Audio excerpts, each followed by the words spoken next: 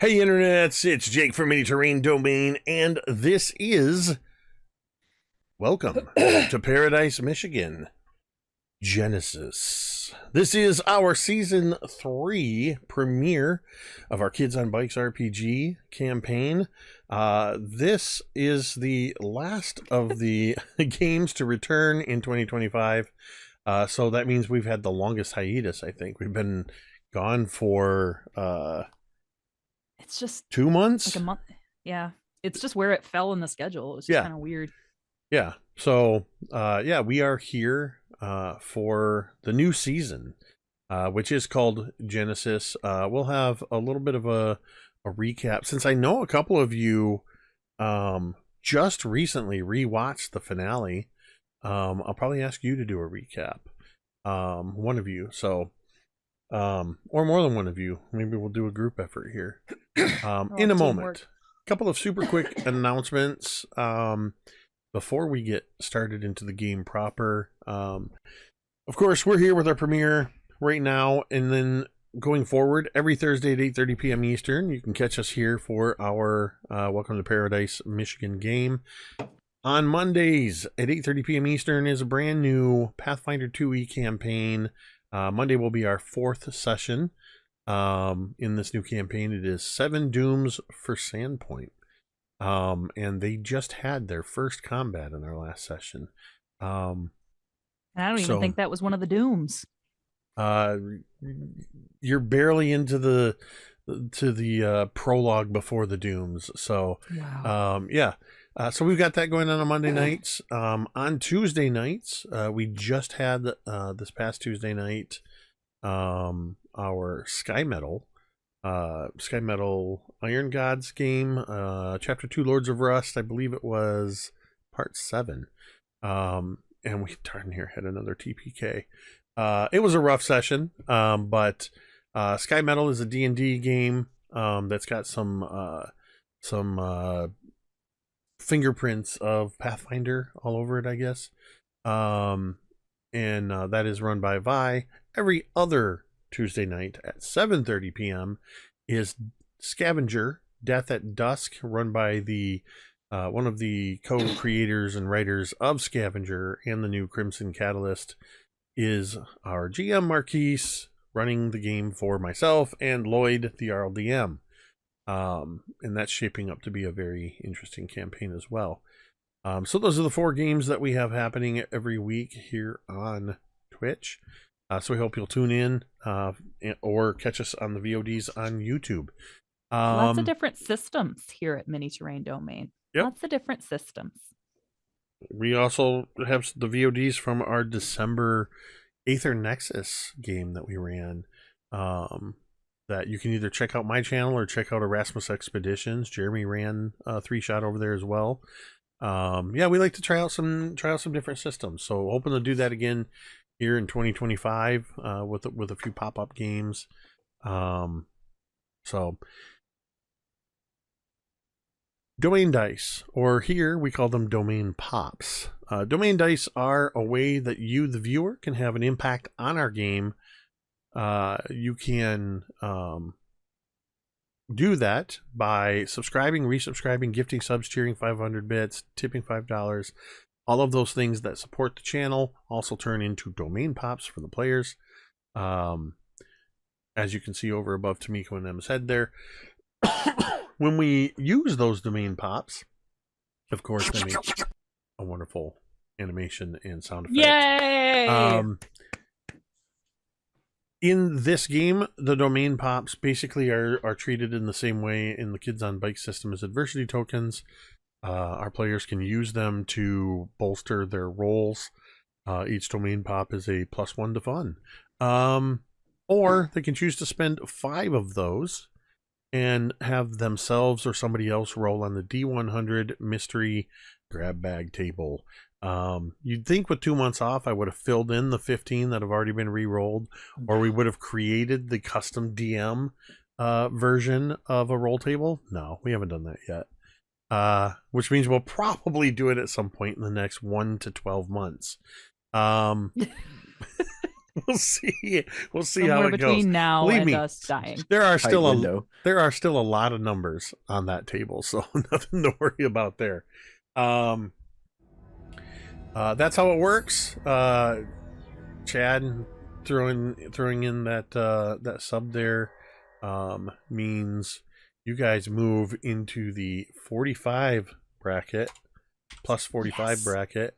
Yes. And I have to make 4 of these go away to make the math work. Yay! Just know that's my that every favorite time you thing. hear one of those domain pops being eaten, that's me. I made that sound.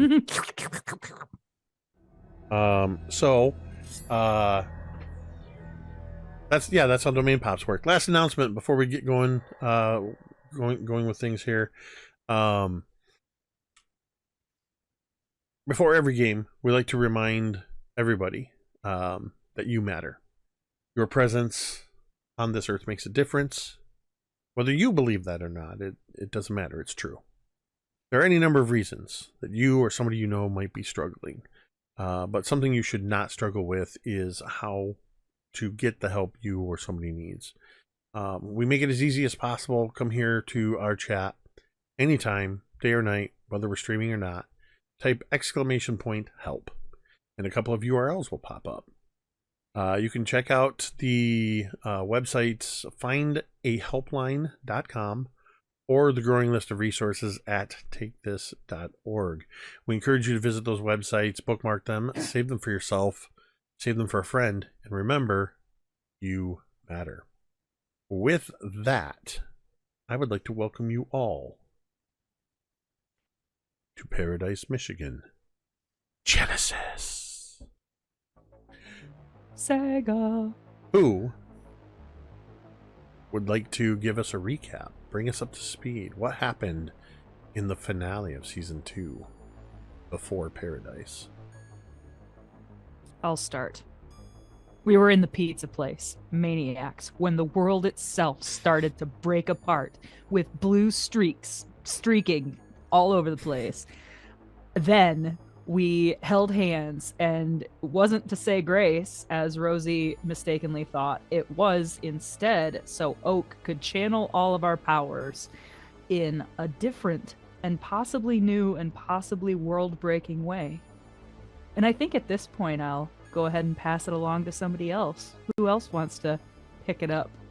Who else has recently watched the episode? I did not recently watch, but I will throw in. I don't remember exactly You just where remember, in the sequence dude. this happened. But Billy, or as Carrie likes to call him, Revenge Billy, knew that I only said that in the side he's chat. got a team of people that are looking to help him out with his mission to make his friends pay for what they did to him. So he tapped into the powers that we were all connected and reached out through the ley lines to his cadre of infamous superheroes, or whatever you want to refer to the other team as, to try and whisk them along. And I added into the power to pull them so that they would appear here with us. And supposedly it was successful, even though I haven't actually seen them to know that it indeed was. We as the audience saw they all sat down into their chairs to try something, even though Algernon had no assurance that it would actually work.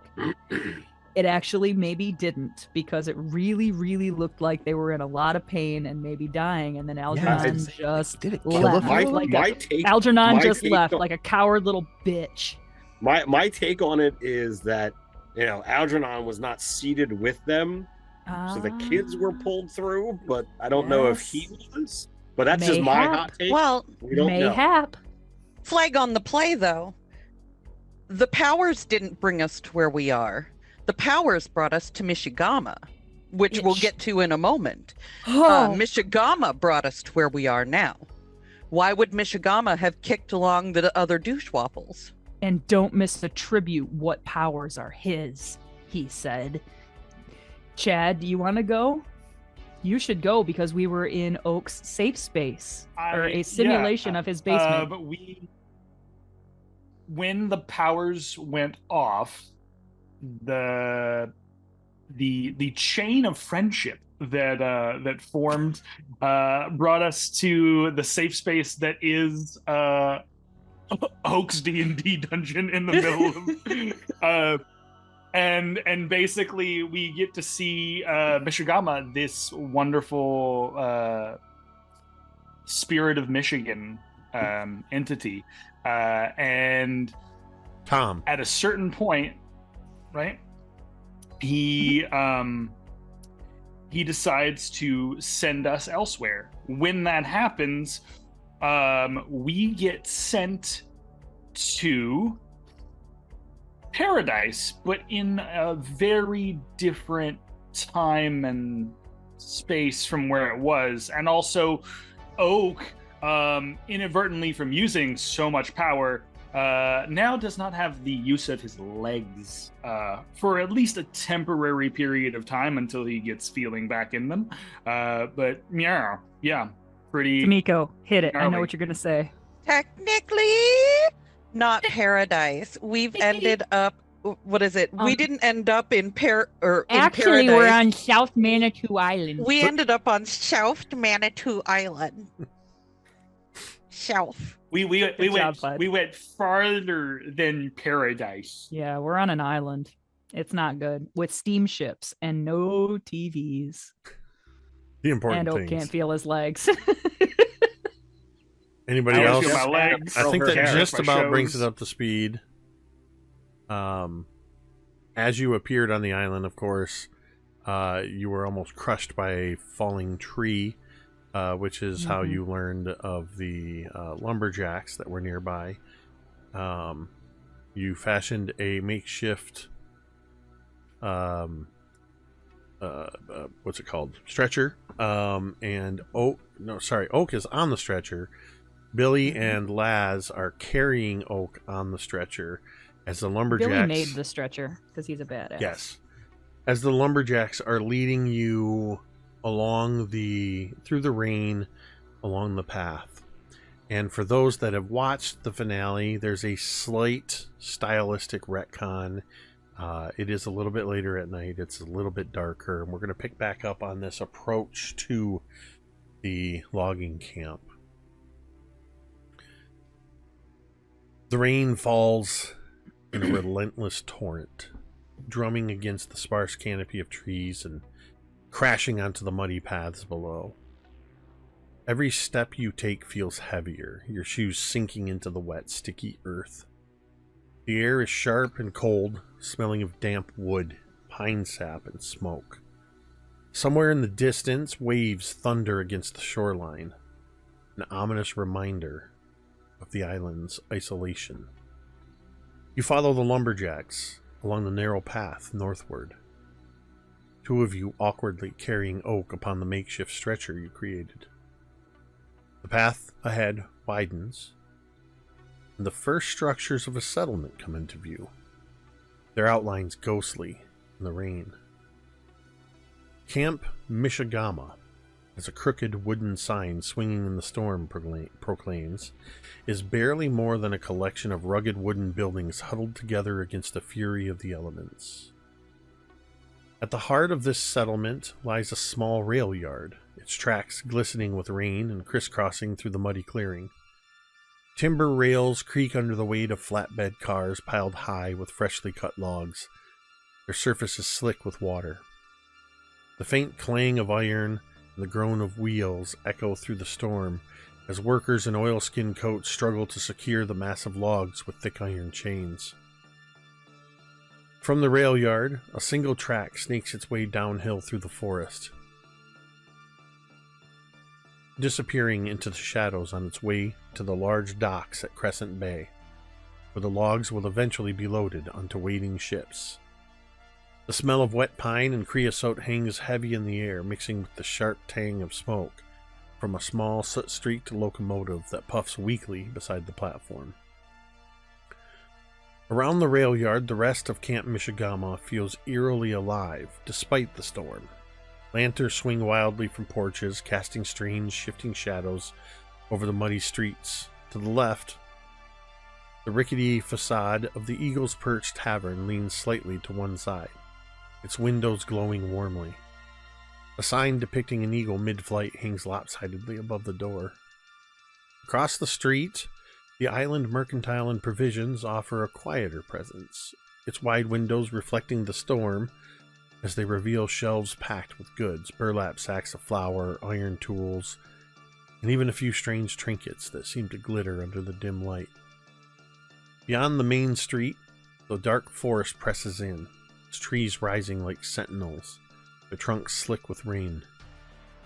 A narrow path leads past the tavern, winding toward what looks like a small fenced-in burial ground, the kind where grave markers are made of driftwood instead of stone. In the distance, the faint outline of Candle Point Lighthouse flickers briefly through the downpour before disappearing again. Figures move through the storm, wrapped in heavy oilskin coats and wide-brimmed hats. They move quickly, their heads low against the wind, their faces hidden in shadow.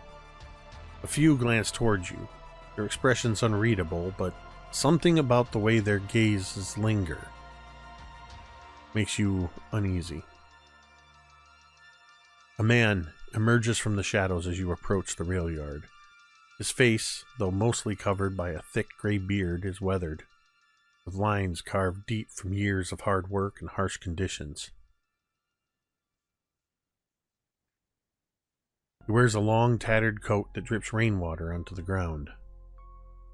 One of the lumberjacks who led you here turns to you all and says, "Wait here," then approaches the other man. They exchange a few words, and the lumberjack points back toward where he found you, then at Oak on the stretcher. Their words are lost in the rush of rain and thunder, but after a moment, the man in the tattered coat walks forward, close enough that you can hear his words. "Name's Levi Blackthorn," he says, his voice raspy, as though the storm has stolen some of his breath. "Welcome to Camp Mishigama. You kids are soaked to the bone and could not look more out of place if you tried. You need shelter and a place to get warm and dry. Tavern's your best bet. Best not to linger out here too long. The night has teeth. Lucky, go fetch the dock." The lumberjack... You're sending us to a tavern, sir? Is that okay? Hold.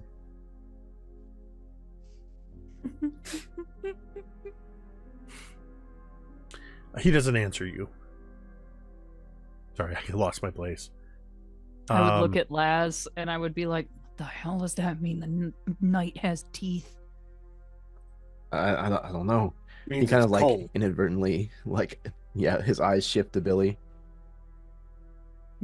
It's cold, wind bites, teeth. Oh shit, how do I know? He could mean literally. Weirder shit has happened.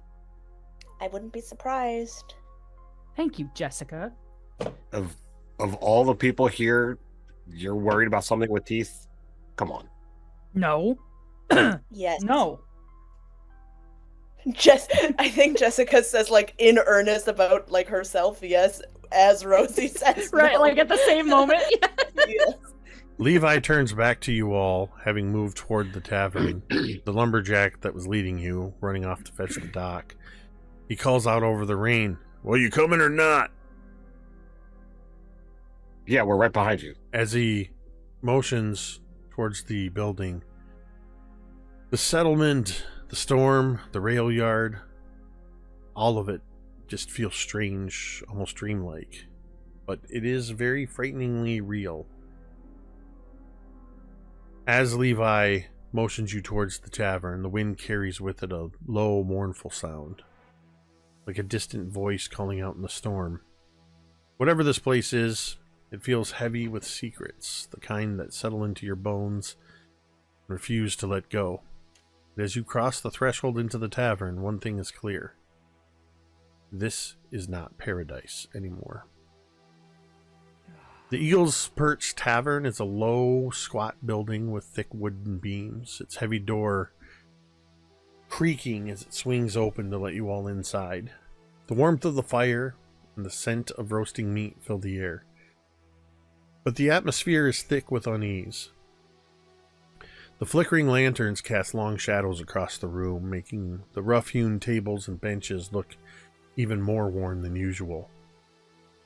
A quiet murmur of conversation hangs in the air, but it falters as the door opens. Everyone pauses for a moment, their eyes flicking toward the new arrivals before quickly returning to their drinks or quiet conversations. Some lumberjacks sitting at the bar seem unusually still tonight, their broad shoulders hunched slightly, their voices lowered. Few glance up from their mugs, their eyes narrowed like they've seen something just out of reach of their understanding.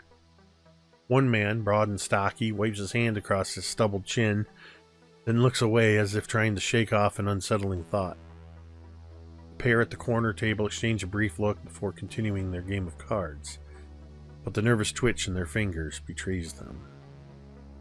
Near the hearth, a few figures linger, their eyes darting between the flames and the door. One man, younger than most, barely a few years older than some of you, keeps glancing over his shoulder, as if expecting something or someone to walk in behind you.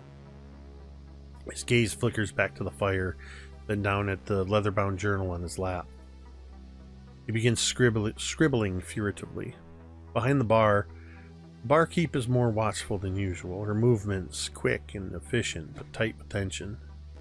She's keeping her head down, avoiding eye contact with anyone, her lips pressed in a thin line. The moment Levi steps inside, a subtle shift runs through the room, as though the very air grew heavier. The once lively tavern feels stifling now, the warmth of the fire unable to chase away the unease that hangs in the air, as if everyone in the room is waiting for something, or someone. Levi motions to the young man by the fire and says, "Go set your friend over there and get yourselves warm. Samuel, quit your chicken scratching, get off your ass and make some room by the fire for our new friends." The young man quickly puts his journal and pen away, stowing them in a canvas bag beside his chair. He jumps up and drags the heavy wooden chair away from the fire noisily. "Sit tight, kids. Doc will be here shortly." Then he turns to the bar.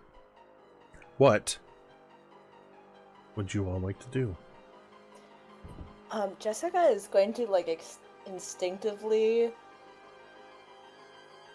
make sure that the littles are close, if not maybe between her and Laz, just kind of keeping them in between us, and also kind of getting closer as a group as she's looking around, and she whispers to the group, "These people, maybe they've been in the woods for too long, but they're giving me the creeps." Yeah, they're definitely kind of twitchy. I mean, we know what's happening here, right? There's no TV. There's no... I mean, there should be a Lions game on or something. There's no TVs or anything in here. There's no electric lights in here. Am I crazy? I guess they can't have a TV if they can't have electric lights. Right. Jake, question. Yes. Cursory glance around the room. Is it all dudes or are there any women? Barkeep was a lady. The barkeep's a lady. Okay, missed that. Thanks. Yep. There's a couple of women here. A couple of lumberjacks even are women. Lumberjills, I love them. I would just kind of look around and say I really don't think it's 1985 anymore.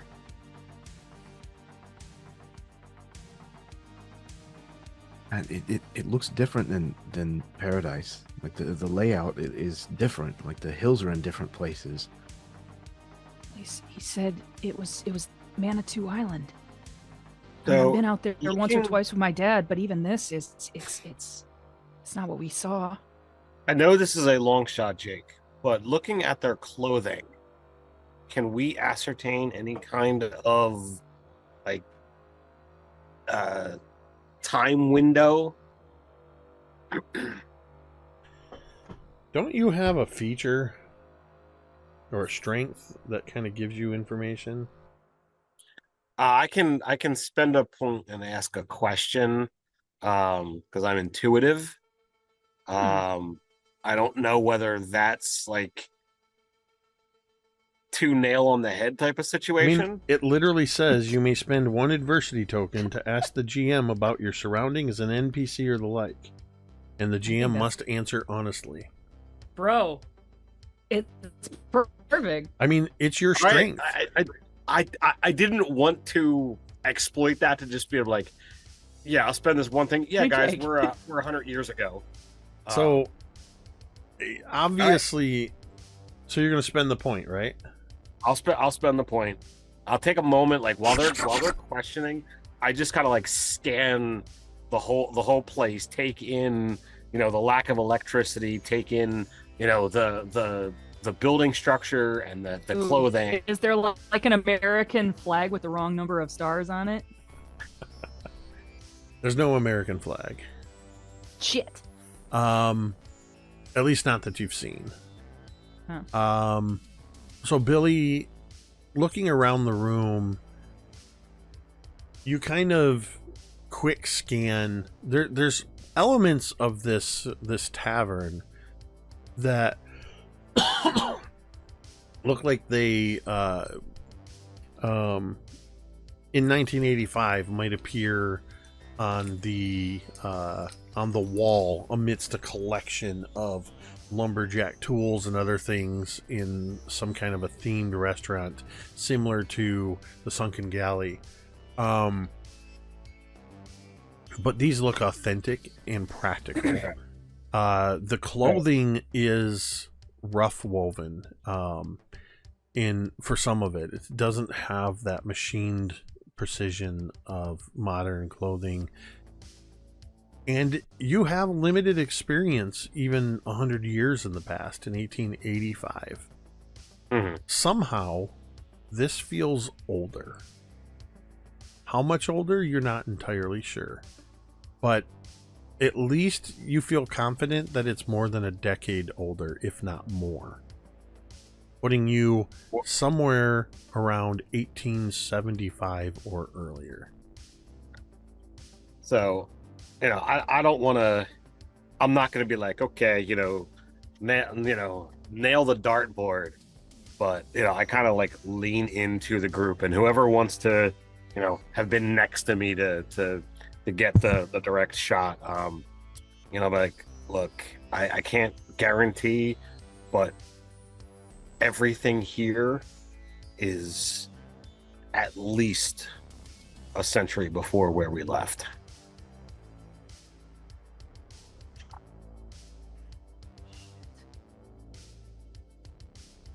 God. So like before America? Was No. like America? No. No, not 2 centuries, dude. That's 1776, Laz. Don't you ever pay attention in class? Look, I don't know. It was a long time ago. You know it starts with a 17. So like, Anyway. I would say before 1885.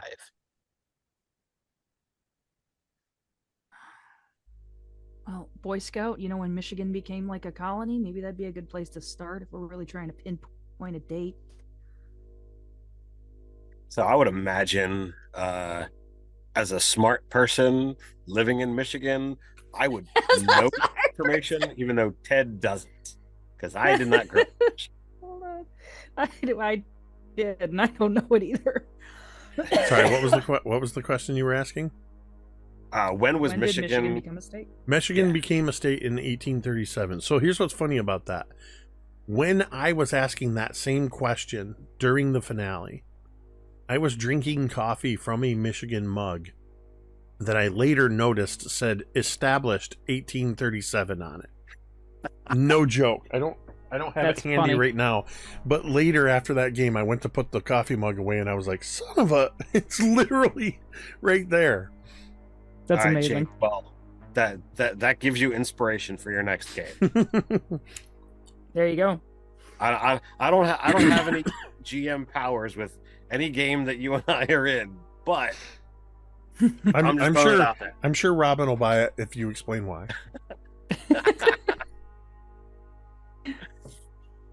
So, I would say probably after, after it became a state. But I can't say for certain how far in. I mean, I don't think anybody wants me to go up and just be like, oh, can I examine the threads of your clothing? What are No. we doing here? This is where we got sent. So said maybe that- there's something we got to do here. The man, the Didn't the guy. Didn't the water guy said like we were gonna be out of the iteration? Do we have to go this far back? We're We have to like not spend a in- whole summer here? I mean, it's like camping. I'm sure it'll be fine. But like he said that we're out, like the Nexus can't see us here. He said that we were like out of their sight and stuff. So if there's anything we got to do that we know they won't see, maybe we do it here. But Oh, I don't know. we're it's not up- in the right place. I think the maybe right this is place doesn't before- exist yet. Maybe this is before they got started. Maybe we have to prevent it. Okay, maybe do we like talk to somebody about trying to get like a boat that'll take us to like where Paradise will exist? I think we're here because we need to be here. Like whatever's can't going believe- on is Yeah. here. They wouldn't send us so that we have to go somewhere else. That doesn't make sense. Right. None of this makes fucking sense, man. I can't believe I'm saying this. I agree with Billy. I think that if the Great Lakes God wanted to send us to Pastimes Paradise, he would have sent us there. And if he wanted to send us here, he would have sent us here, and he sent us here. We don't always see eye to eye, but is it that big a deal that you have to say, I can't believe I'm agreeing with Billy? Come on. I'm sorry. I'm on edge. I'm very cold and very wet and very tired, and I just want a solution to this problem. I kind of feel like I want a beer. How old do you have to be to drink around here? Well, why don't you move closer to the Oh. fire if you're cold? And I'll kind of like shuffle the group closer to I the take a fire. big, exaggerated, kind of assholey step towards the fire. Well, for what it's Didn't people- worth, they already let us in here, and Wayne wouldn't have after dark. Carrie, Right. you're gonna get the honor of the first die roll Yay!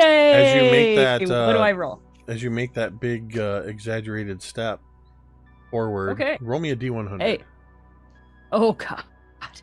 By the way, is my volume better? I adjusted. Yes. Thank you. Yay! Okay. The die roll is a 46. Good even number, 46. Right in the meat of the curve. I rolled a 16.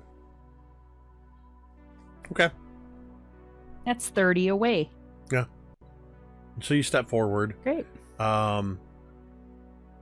Anybody who would like to can make me a brains check. I like brains. Brains. I don't think I will. I think I passed. Rosie's not that smart. Remember, I sometimes use brains as perception. I exploded. Okay, then. I will. Change my mind.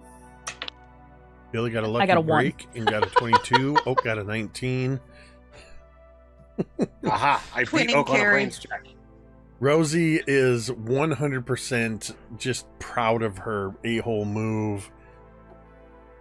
And Oh, is yeah. just focusing on that as she steps forward. And I think probably completely engulfed like a warm hug by just the warmth of the fire. I won't admit it, but this really was a good move. I feel significantly happier. So I'm seeing that Billy and Oak got 22 and 19. Billy and Oak, you noticed that the young logger that was writing in a journal moved his chair off to the side. While you all were talking, he sat back down in the chair about 10 feet away from the fire. And as you all started talking, he sort of reached back, kind of pulled that canvas bag up on his lap, and he's not so successfully trying to look nonchalant as he's jotting. He looks like he's writing things down or sketching or something while you all Is are he talking. drawing us like one of his French girls? You can see now too, because he's away from the fire, he's a little bit in shadow, and you see the firelight reflected in these round spectacles that he wears. As he's kind of looks like he's listening to you all while he's writing, but trying not to look like he's listening. And you would gauge him to be. He looks like if he went to Paradise Academy, he probably graduated last year. Oh, so he's young. Oh, Yeah, he's like wow. 18, 19 He's years above old. us. I said he's not much older than a couple of you. Mm-hmm. So I'll walk over and I'll grab the seat that at that table that would be closest towards the fire. He's not at a Like- table. It was a chair like a that was wingback. sitting by the fire that he pulled away from the fire because Levi told him Okay. to. So he's kind of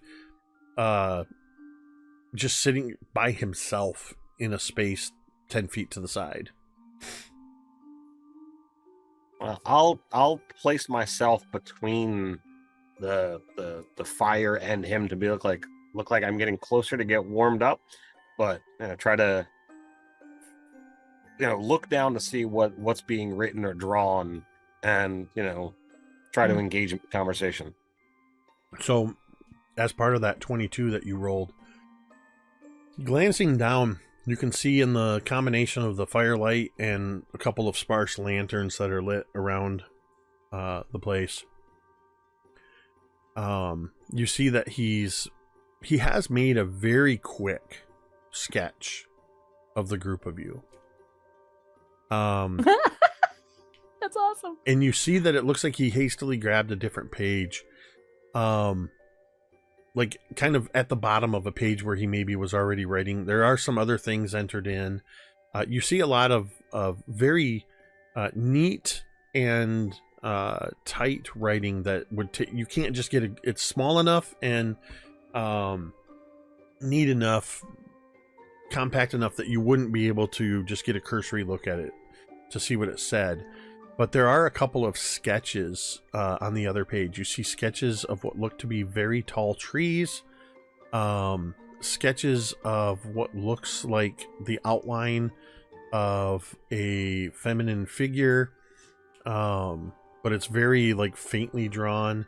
And then there's a picture of what looks like a sketch of what looks like a profile of a man's face, but with an elongated nose that looks almost like it's a man caught halfway between human and dog.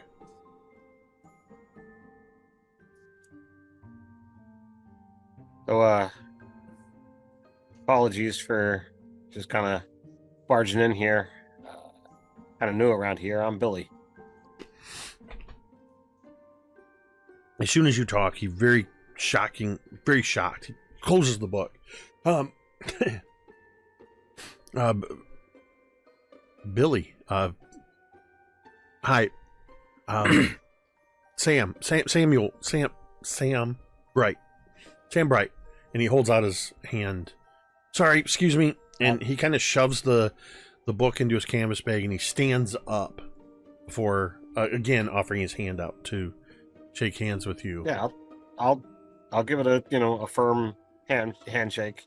Not like I'm trying to prove anything, but not going to give him like the limp arm. So is it Sam or Samuel? What do you prefer? Levi calls me Samuel. What are you doing here? What? Who are you? My friend. Who am I? Yeah, I mean, I know you. You said your name was Billy, but how are you here? How are all of you here? To be honest, I think we got lost and took some kind of wrong way about things, and we're trying to figure out where here is. were you all on some kind of a ship or something? Did you have a shipwreck? You could say we took a little bit of a toss and turn of a ride. His eyes kind of widen at that, and I mean, aside from your friend over there, you all look pretty unscathed for. I mean, I guess that's lucky. I mean, this isn't the best place you could have wound up, but I guess there's worse places. There's always worse places. But yeah, we've been through, quite a bit. We're a little hardier than we might at first appear.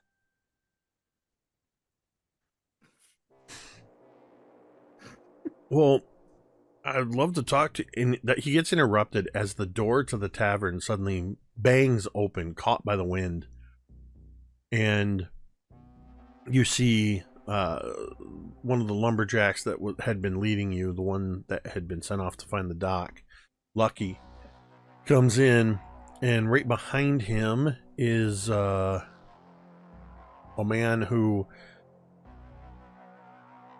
seems pretty obvious that he's the doc. He's a man in his 40s. He has kind of longish shoulder length hair, and he wears a long oilskin coat and has almost like a bowler type hat on his head to help keep the rain away, and he's carrying a black valise as he comes in and kind of takes his hat off and shakes it out, and he pulls off his coat and kind of gives it a shake, and as he does so, he looks up to the bartender. Sorry again for what it's worth, for all the water, Josie. The bartender looks over and she just goes, "It ain't nothing, Doc." And he hangs his hat and his coat up, kind of shakes little last bits of moisture off as he looks around the room, and then he kind of does a double take when his eyes land on your group. Levi crosses over and leans in close, and he does that. As he leans in, you can see he's leaning in, but he's looking right over at your group. And Doc's eyes get a little wide, and then he nods as the doctor approaches all of you. He kind of ignores most of you, just kind of looking around at all of you, and then crouches down next to you, Oak, on the floor, on the stretcher by the fire. And he says, as he crouches down, he says, "I'm Doc Harker. Everybody around here just calls me Doc. Lucky says they found you and your friends out in the woods, about a quarter mile back, and you can't walk. Did you break something?" No, sir, I don't think so. I can't feel my legs right now. He reaches over and he starts to reach for your legs, and then he kind of looks at you and he goes, "May I?" Yeah, sure. You think it'll help? Kind of pinches and like squeezes in different parts on your legs, and he's looking at you for any sign of a reaction, and then looks over at you, Laz, who's closest to where the foot end of the stretcher, and says, "Take your shoes off, please." Well, just one will do. Okay. So we'll do so. As you're doing that, he reaches in his bag and he pulls something out. And you can't see what it is, Oak. He's kind of deliberately concealing it, but you can see, Laz, that he's got looks like a metal instrument, probably something along the lines of like this kind of a length. But it has a sharp, not like needle sharp, but it's got a pointed end to it. And he presses it into the bottom of Oak's foot. You feel that, son? Jake, do I feel that currently or no? Currently, you do not feel anything. No, sir. Can't say that I do.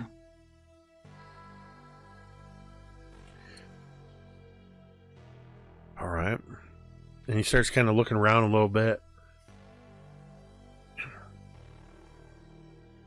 How did you all end up here? Were you in some kind of an accident or something?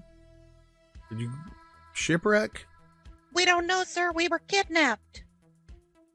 Yeah, that was it. We got kidnapped, and then it was just like we were here. We don't remember anything. Kidnapped? By whom were you kidnapped? Are they still here on the island? Do you know where you are? No. Manitou Island, your guys said. Well, but South Manitou Island. We're about 15 miles off the Leelanau Peninsula. So I know you didn't just accidentally wander in here.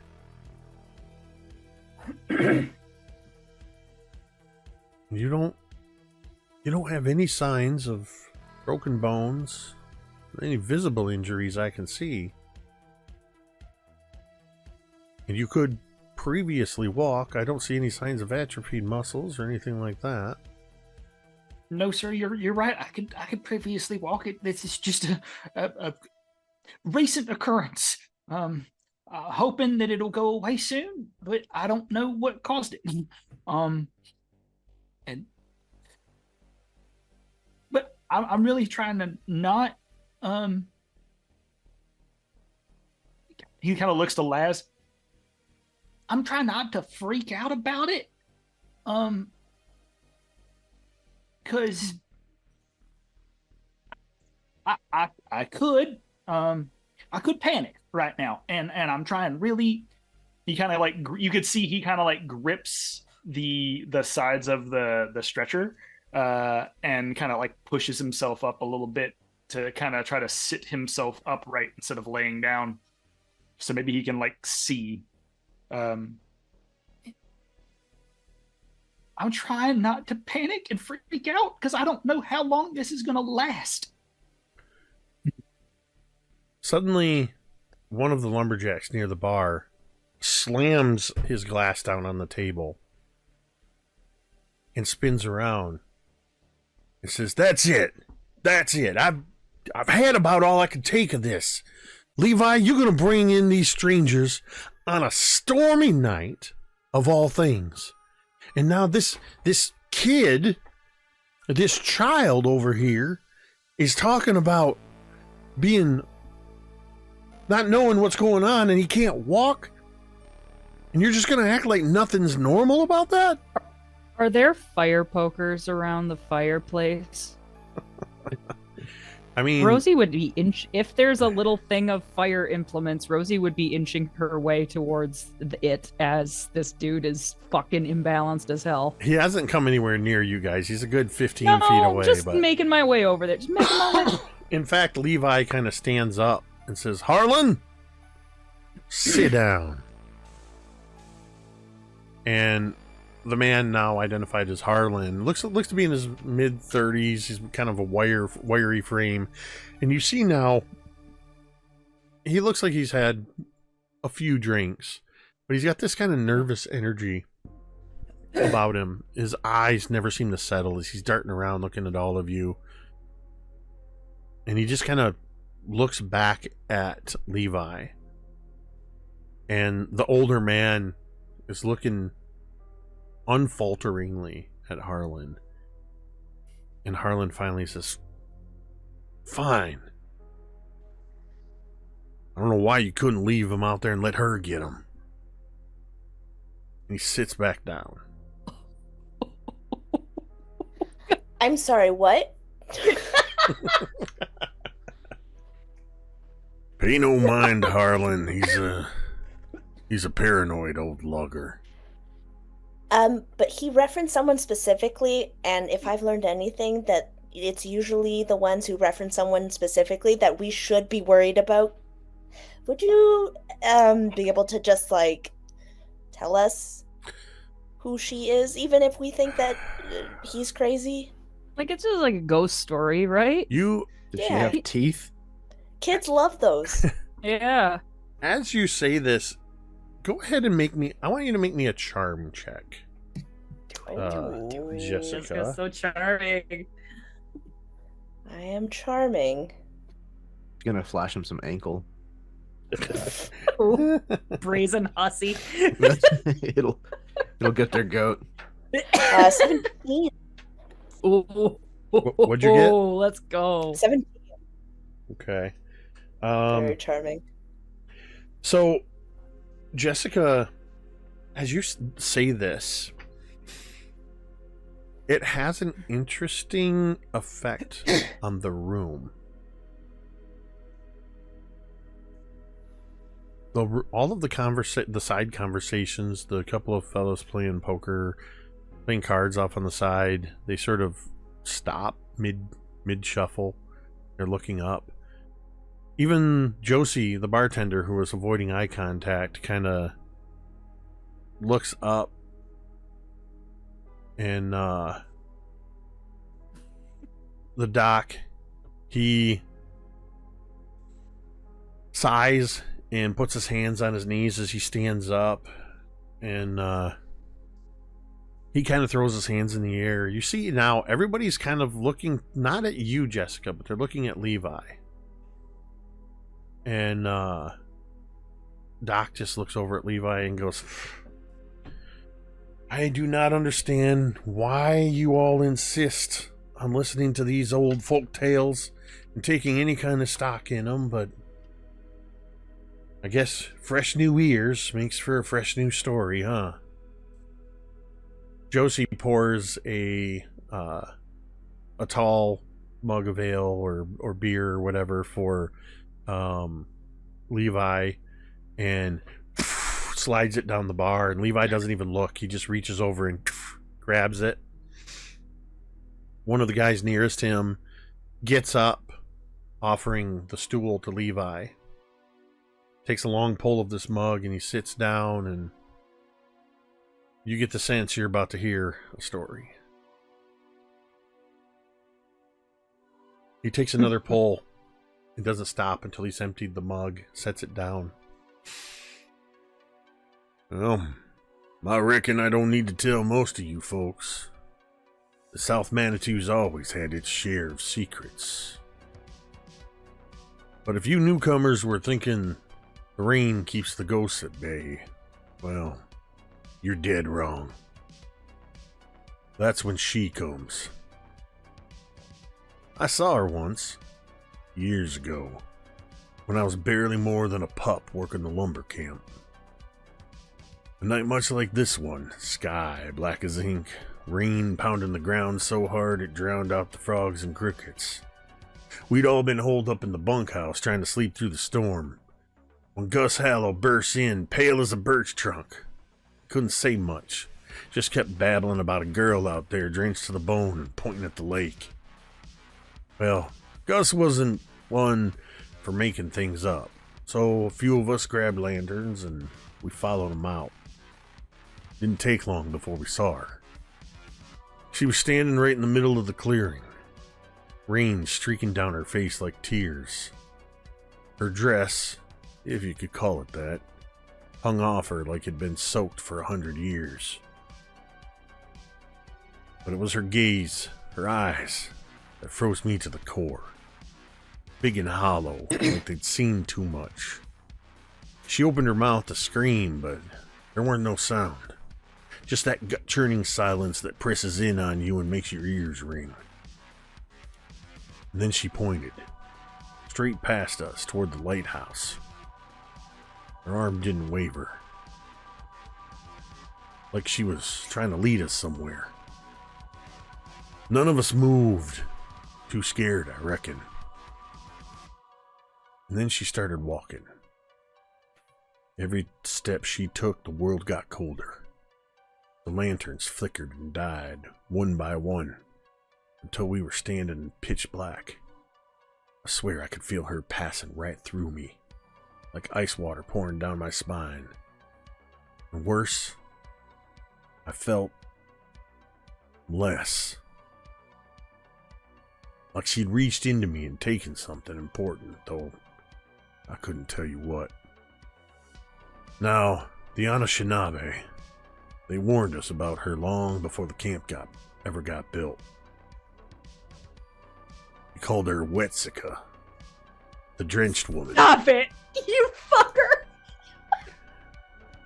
They said she was a spirit of vengeance, born from the greed that desecrated the land. Some say she was a girl who drowned trying to escape her captors. A scream swallowed by the waves. I can't keep a straight face. This very, very serious legend is still just happening. It's like they called her Wetsika. Come on, it's an Anishinaabe word. Yeah, right, it is. It means she who walks with wet. It means the drenched woman. Yeah, oh, good. Oh, my God. Oh. I'll give you a moment to compose yourselves. That's incredible, dude. While Jake is figuring his shit out, check us out on teespring.com. At teespring.com, we've got all kinds of great shirts like the one I'm wearing, the brand new one Tamika is wearing, the cool one Jeremy is wearing, and so many more. You can get them on t-shirts, tank tops, hoodies, mugs, stickers, and all kinds of other great stuff. Teespring.com. Just click the link in the description for this video. If anyone can, she Wetsika.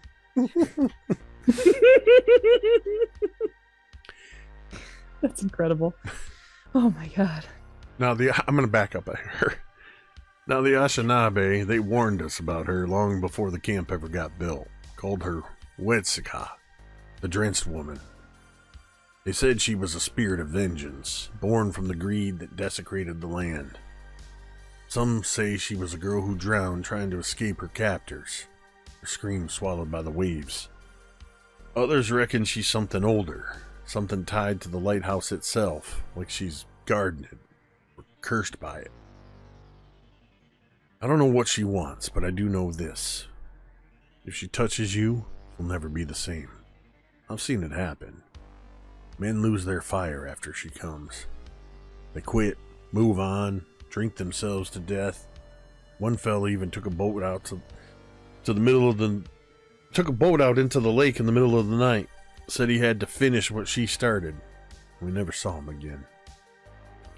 So if you ever see her out there, rain-soaked and silent, best keep your distance. Don't follow her. Don't look too close.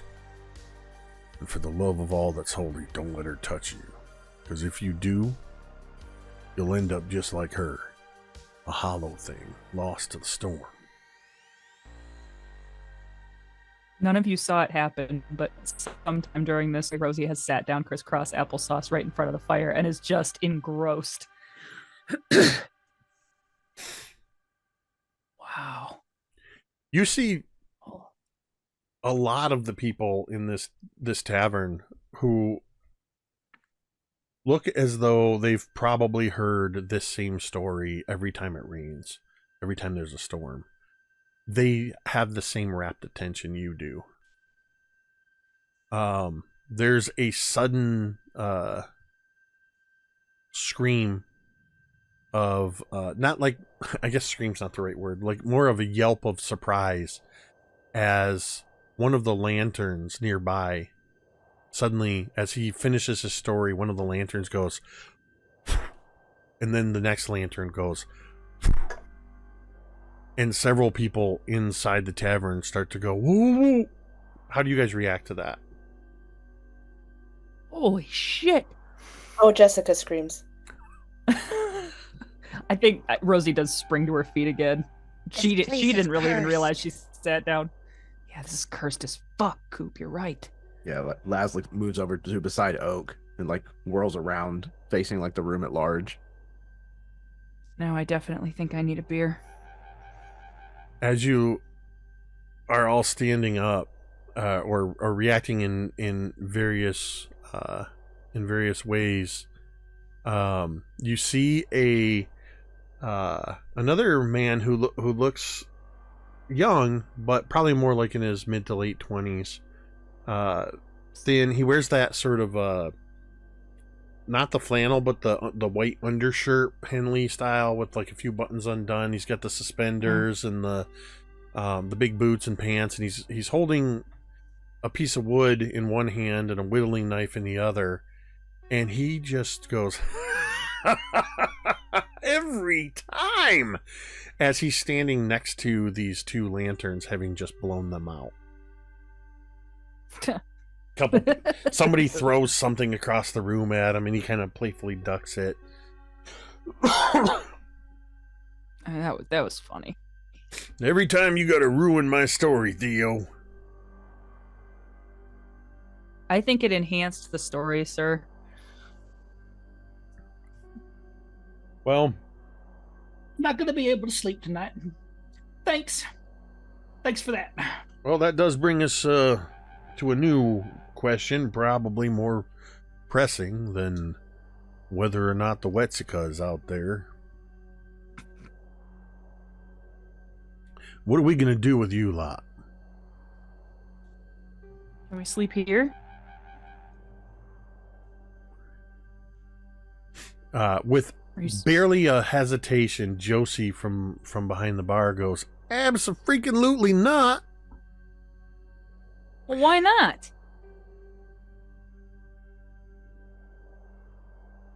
I I mean, can't it's have warm a... and dry, and I assume after these yokels leave empty.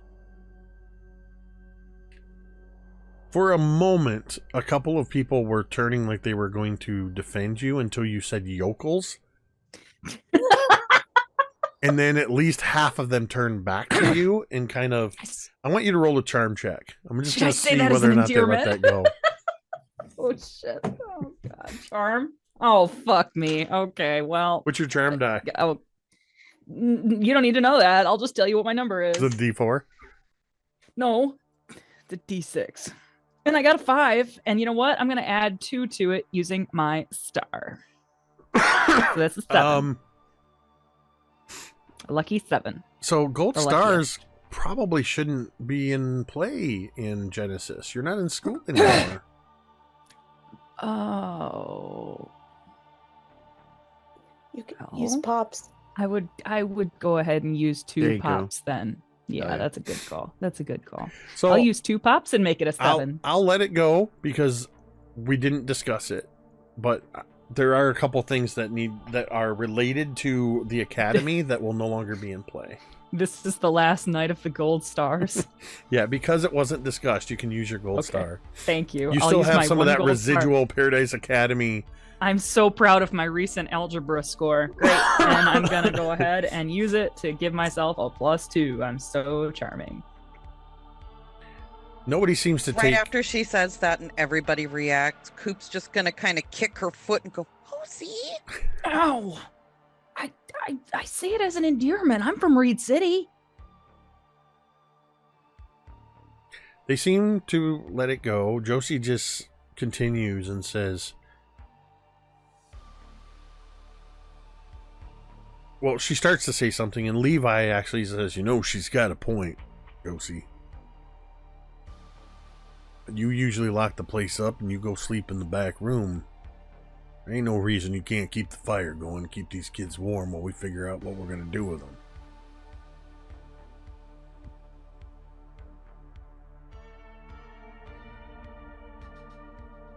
Why don't we get some food? Let's get some hot meal. Get something, something to drink. The littles are going, in unison. And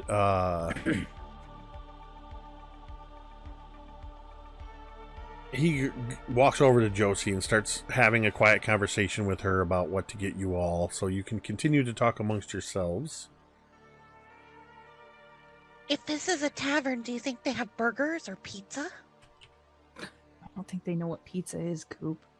What are you talking about? I mean, even if they do, they probably don't have a. Well, no, you know what? They might. You could ask. I doubt that they have it, but sure. You know what they Pizza might probably be- have here, Coop? You know what they probably have? Something they've had in Michigan since the fucking inception? Pasties. A Should what ask for a now? pasty. A pasty. You know, like a little pie, like a little meat pie. They're fucking great, dude. You've never had a pasty? Like a Pop-Tart with meat? Yeah, it's like a little pot pie, but you just can eat the whole thing. They're great. I used to get them when I was sick. I could eat a Pop-Tart with meat. Dude, hell yeah.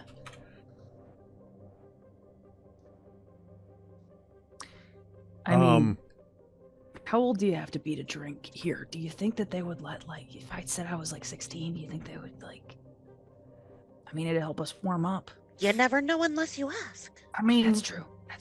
If anybody asks, tell them I'm 16. like a hot apple cider, maybe that might Yes. work. Oh my God. Yes. Yeah. With like whiskey in it. Let's ask. And for pasties.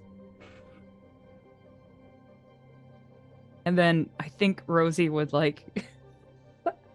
I think Coop Rosie would turns start to walking Oak. over towards the bar. Excuse me. No pizza? I don't think it exists. Like, Coop's got that look on his face, like the meme with the lady. Like, he doesn't understand this. Does not compute.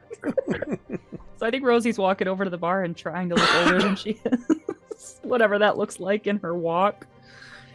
And she would go up and say, excuse me, I think, do you have like meat pies here? Do you have pasties?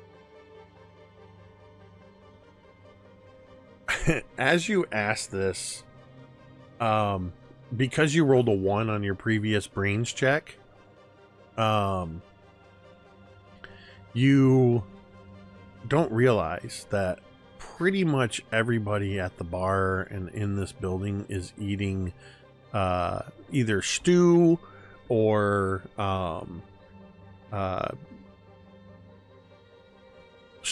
bread, mixture of both, but everybody has a pasty on their plate. Goddamn right we do. Goddamn right we do. Pasties Could I came to get, like- Michigan in the 1840s. Hell yeah. It's a delicacy. Um, I would ask for several, and if we have it, a hot toddy.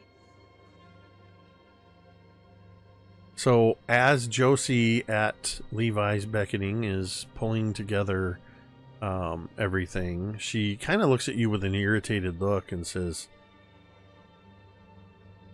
I'm getting you all some food and some warm drinks. Just go sit over by the fire and let me do my job. And she keeps kind of glancing over her shoulder towards the, not at the door, but over her shoulder in the corner, there is a window. There's some, it looks like, what may have been some kind of grain sacks or something have been repurposed into curtains. It was actually a pretty popular for a long time, that grain came in, like in fabric sacks that had different patterns on it.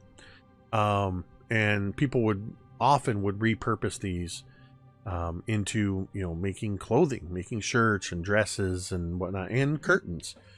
So these look like repurposed grain sack curtains that have been completely pulled to cover the window. She just kind of keeps glancing at that. She just I'll take care of you. And I would say, oh, all right, well, thank you. And then I would like turn back towards my friends and then turn back real quick and be like, just so you know, I meant yokel as an endearment. I'm from the mainland and I'm up north even. So I'm from like the real sticks.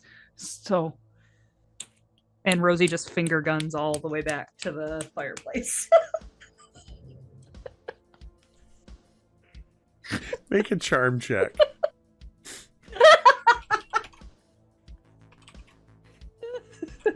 Oh my God. Fucking 1. going my faster. As you're doing That's this fitting. is like the most awkward walking back finger guns. Nobody knows what this is. And you even hear as somebody kind of mutters, "Where in the hell is Reed City?" Right. Fuck. Okay. Uh-huh. You are all brought Must really be the sticks. you are all brought pasties, stew, and hot apple cider. Chad called it. I was already prepared to bring that to you. Nice. And as you're drinking your cider, it is obvious that the cider has naturally fermented a bit. Mm. Not Nice. enough to be like full on, like you're gonna get blitz drinking this stuff, but there's definitely, it makes you warm and not just because it's been heated up. But as you all are, whether you choose to or not, having some food and some drink, that is where we are going to take our break. Hey, good job, everybody. I'm gonna say this before we break. I debated whether to have the Anishinaabe word, which, with all due respect, Anishinaabe is a Native American tribe, regional to Michigan and Canada. Wetsika is not an Anishinaabe word, obviously. It's very much an in-joke. But it does sound like it could be a native, or for It could be indigenous native. people's word. But But I debated putting it where I put it or putting it at the very end. Clearly I should have so put it proud. at the very end because no bullshit. we all broke. It was perfect. This is a treat. Well, This I is a happened to see in the side chat somebody was like, Wetsika? For the record, Chad private messaged me Wetsika, and as I it was the same moment. Like we both were on the same wavelength, bro. That's awesome. All right, we're gonna go ahead and take a 10-minute break, and we'll see you on the other side.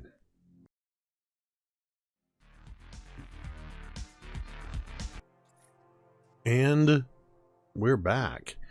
The gang, you have been set up at one of the tables. In fact, the two loggers who were playing a game of cards were unceremoniously ejected from their table by Levi. The table was given over to all of you. Oak, you were helped to your feet to be able to sit up at the table. The Doc does come by to talk to you as Josie is bringing you all your food and drinks. And Doc does say to you, Oak, I'm a little concerned about your inability to be mobile, but if you're here with your friends, you might be okay here by yourself tonight. But if you'd like, I could have you come by my place and keep you for observation overnight. I'll see how it feels in the morning, I guess. But I'm just curious, Doc, would your place by chance have I don't know, a wheelchair maybe in case I need it? Well, what the hell use would a wheelchair be around here? I don't know. No offense, kid, but if folks around here are in a position where they need a wheelchair, they're usually put on the first boat heading back to the mainland. Okay, We'll just backpack Yoda you, man. Okay. Well, that Doc solves gives you a one side question eye. I have. Backpack Yoda, he has no idea what those words mean. Okay. well, here's hoping that this works. And he'll take a long drag of his hot toddy and hope that it stirs up some circulation in his in his body. With that, the doc has a few words with Levi and then heads off. Levi positions himself at the bar, and most of the lumberjacks, nobody seems to want to really leave. In fact, Doc is the only one who shows no qualms about going out into the storm. Everybody else seems to be staying as long as they can while it's storming outside. So, do we have the table to ourselves now? Yes. All right. So, I kind of been thinking, if right now the biggest problem is, and I just kind of gesture towards Oak's legs, kind of been pondering. Laz, do you have the ability to control what you do? I mean, a little. When I was trapped, I was able to gather some friction, but it seems like it all just it jumps out at once, I can't seem to control how much I output. That makes sense. Well, all right. Well, that answers that question, because obviously these people aren't going to know, but if you get the defibrillators, it starts things going again. So I thought maybe if you could I had something I wanted to try, but I can't do it around everybody else. Oh, is it your glove, dude? Yeah, we should try that, after everybody leaves.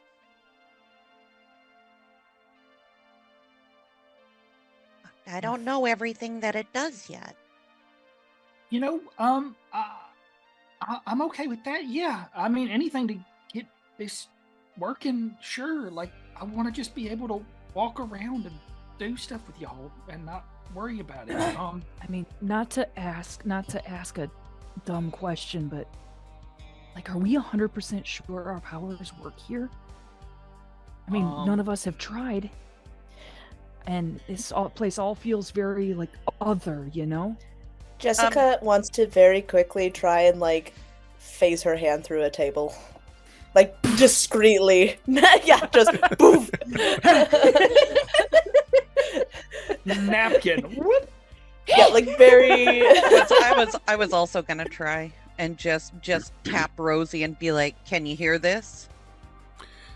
I need each of you to roll a D100, starting with each of you being the two that just said they were doing something. So, flag on the play. A long time ago, when you explained how the powers were going to work and whatnot, this is just a reminder. But when you explained how the powers were going to work and the power dice, etc., you had said that easy stuff we wouldn't have to roll for. I know that's not what we're rolling for, but I'm just reminding you. Thank you for that reminder.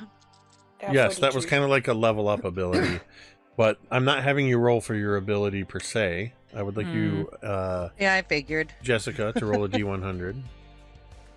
Slightly different.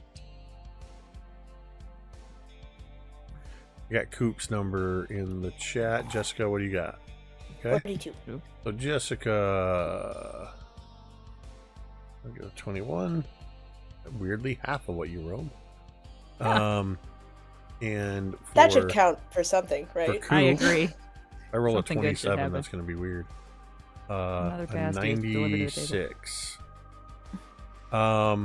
That's about more than half of what I have. So for the moment, Jessica, you're just lightly tapping your fingers on the underside of the table, and you're not able to push through the surface of the table. Oh, no. Rosie, you look over at Coop, and Coop is just kind of looking at you, almost like he's trying to push out a fart.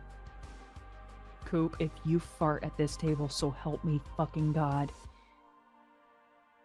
So You don't hear I anything. know. It didn't work. So are there Oh, you were windows in trying this? to, In like- this? Yeah. Are there windows in this place? Yeah, the one window behind the bar is covered with curtains. In fact, there's a So- couple more, but yeah, there's windows. Can you see any moonlight through the windows? No, because it's storming out. Okay. It's very, very stormy. Uh-oh. That ain't good. I don't, correct me if I'm wrong, but hadn't you reached the point, Billy, where you didn't need the moon? Yeah, I could just change. Yeah. I just was looking to see if I felt anything. I would still No, feel you don't feel the what you moon. normally feel in the lead up to a full moon. So you at least know that you're between moon cycles. Oh, that's bad. I don't want to. I don't want to have anything, wonky. I'm like, well, I'll just try and change a little bit and full wolf out in front of everybody. And Sweet Yeah, Jesus! In the middle We of had the to deal with Wetsuka, now we have to deal with werewolves. fucking chupacabra. So all of a sudden, Rosie feels very vulnerable, and she remembers how really, really close we were to getting squished by that tree. And she did what she did because she's had a little bit braver because she feels like, she'd be fine. But it's like, oh, this is really bad. And that means shit. And I look over at Oak. I mean, that means he can't, zip us through time again. We're stuck here.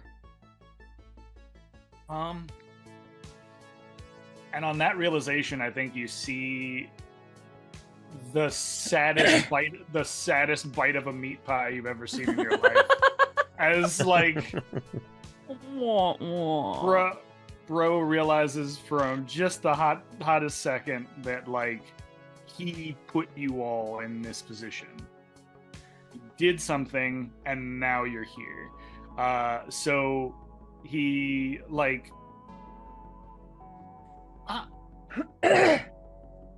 okay, I'm just gonna start it. I'm sorry.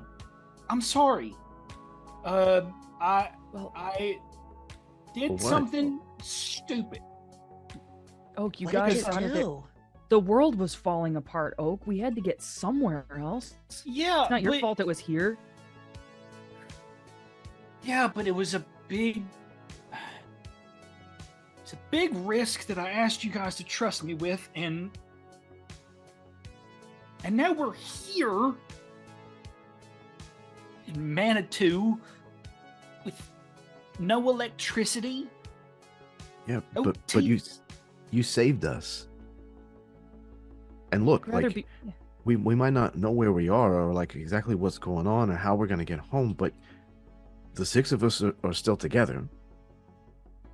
And when he says together, he means together as a group and also together as single people, because we would have been chopped up into a bunch of pieces I mean, if we hadn't left. now that you say it that way, it does make sense both ways. look, Okay. there's things that need to do, and there's questions that need to be answered. But if we stress out over the hows and whys, we're never going to get to the actual answers. So Yeah. you didn't screw anything up. Obviously, because we wouldn't have met the whatever Yeah, that we wouldn't. was, Yeah, we wouldn't have met Mishigama. I know. and we wouldn't be here. So Yeah. he didn't screw up. We just have to figure out how to do what we need to do, and I'm fairly confident that there's a way back to whatever our powers are or were. He did say he fine. wanted us here, and this light bulb comes up over Coop's head, a rare moment of inspiration. He goes,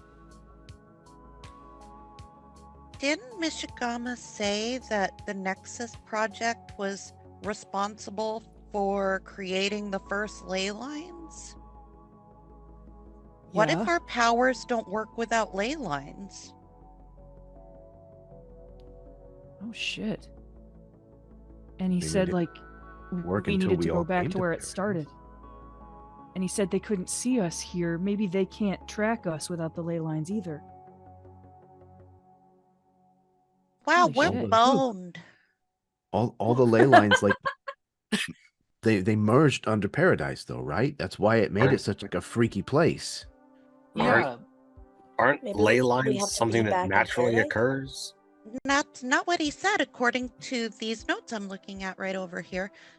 He Oh. said that the first ley lines were created by the Nexus Project, but they started at South Manitou Island, and then that's the origin point, and then they continued to the Candle Point Lighthouse, and then the Candle Point Lighthouse became the hub of all of the ley lines that are on Paradise. Ow! So- I think I pulled something thinking so hard with my D4 brain.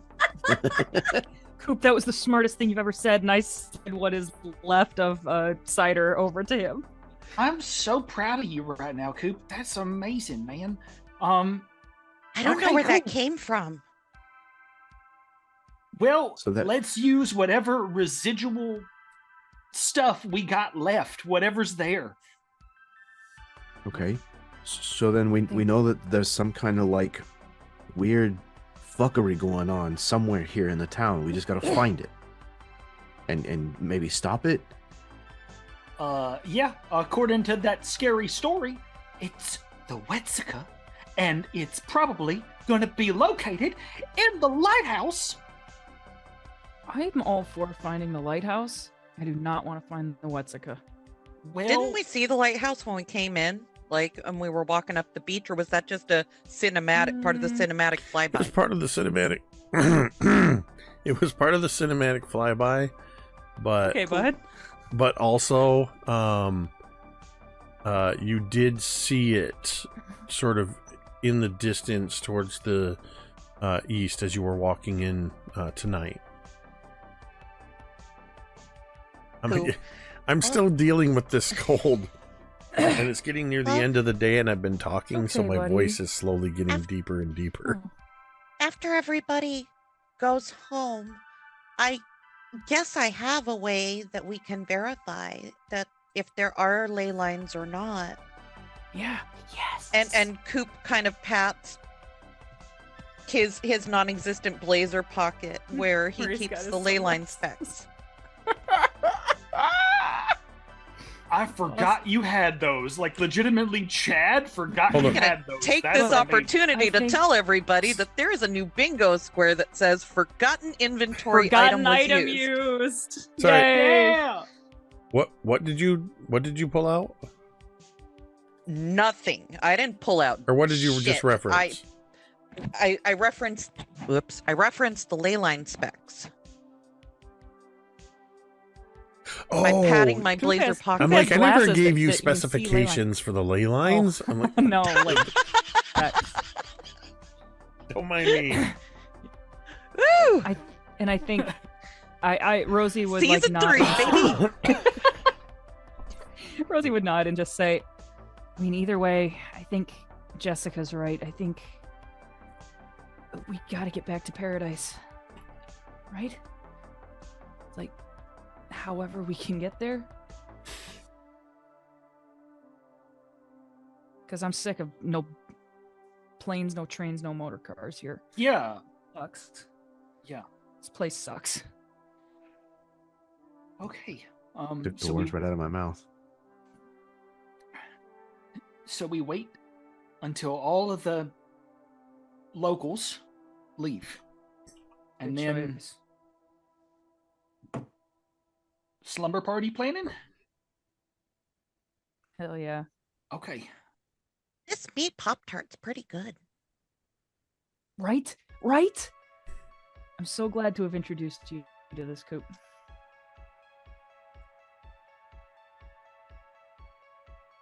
So we can sort of fast forward then to later that night.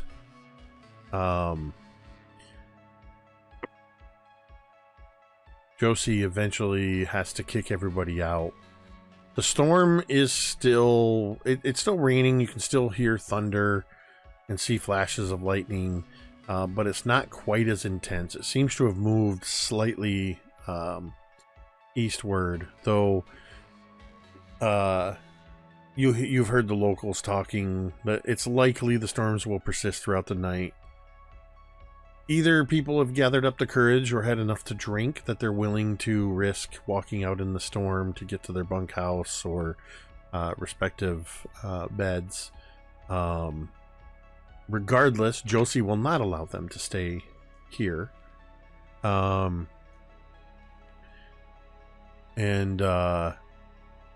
she does set out some, or rather leave out some bread and another jug of cider for all of you.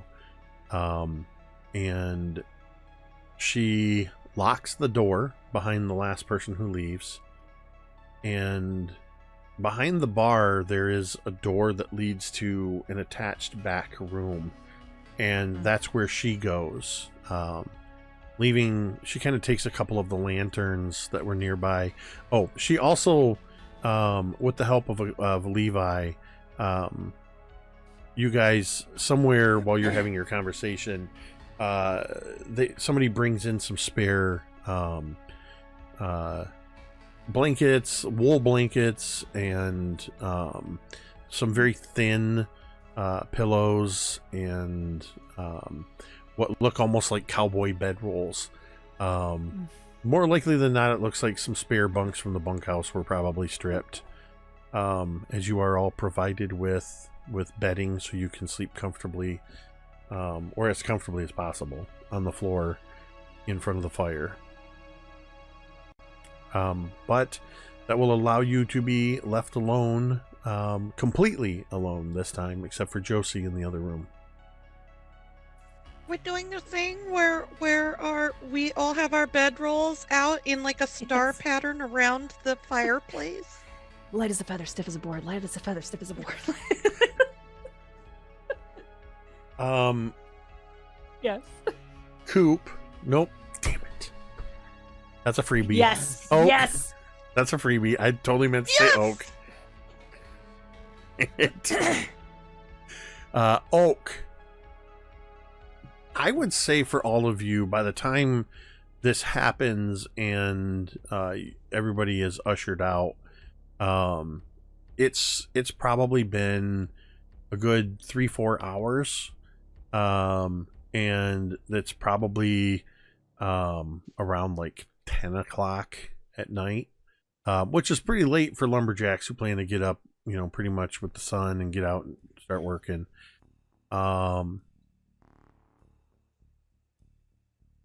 Oak. Yeah, I just went through both names repeatedly in my head to get to the right one. Oak, by this time, you are starting to feel pins and needles feeling in your legs. Feeling is beginning to return. Oh, good. Oh, yeah. You can wiggle your toes a little bit. There's like a little squeal of joy inside of the makeshift like sleeping bag that he's essentially tucked himself into, or had someone tuck him into previously. He's like, oh, I can feel the cloth, guys. I can feel it. Right. Oh, Yeah. yeah. Okay, that's awesome. Okay, Wait, is that your toe moving? yeah. Hell Okay, that's a yeah. good sign. Well, Yeah, did you that's still great. want me to try the thing, or are you Yeah, good? please, in anything, I'll take it. Sure. And he kind of like, I'm surprised no one asked about that earlier, Coop. I tried to keep it behind my back most of the time, or under the table, or under my leg. I don't know what I'll tell people when they ask about it. It's only a matter of time. Yeah. Well, Maybe by then we'll be out of here and it won't matter. Right now, I'm going Yeah. with German prosthetic. yeah. That's how we'll work it out. Yeah. That's perfect. Yeah, the Germans are totally foreign to these people. They won't know any better. Okay, so hold on. Let me give this a try. And so Jake, I'm going to just take my gloved hand, which my hand works, right?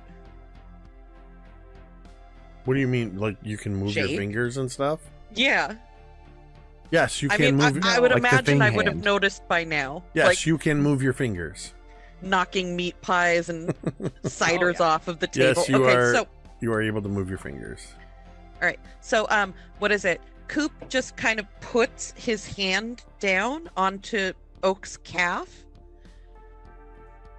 and looks at the buttons.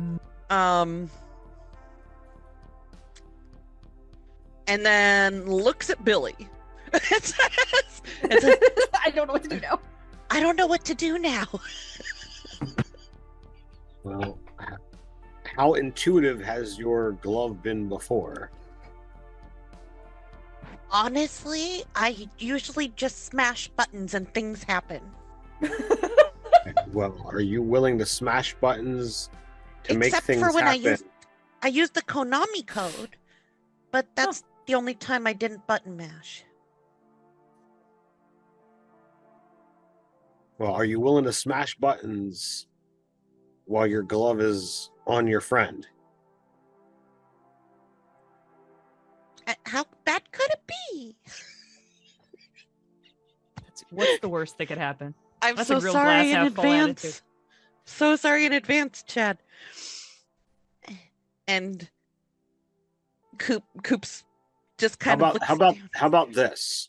How about we start small? Okay. I have an idea. What do you want the legs to do? I want the legs to start. Start. And so I press the start button. Oh my god, that's Step so smart. one. That's so great. Step 1. I need you to make a grit check. Oh my god. We have so Oh many my pops, just god. as a reminder. So many. Arr. Oh, grit's not bad. It's a D8. Jerry. Shocking, everybody.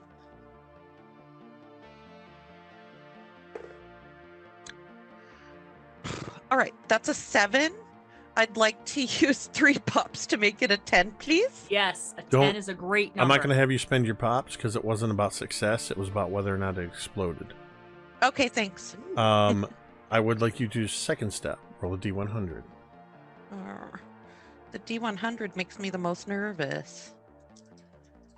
It'll be a 50. 76. Nope. Like the year that we were Yes! liberated. Holy cow, I rolled a the British. 79. I have to think a second. I have to do some math. Oh no, I would do an ad So here, it's but I've already done one and I'm 76 was what contractually you obligated rolled. to only do one. So 3 away. Hold on. Ted, I'm so proud of you. Good quick math. Quick math. So,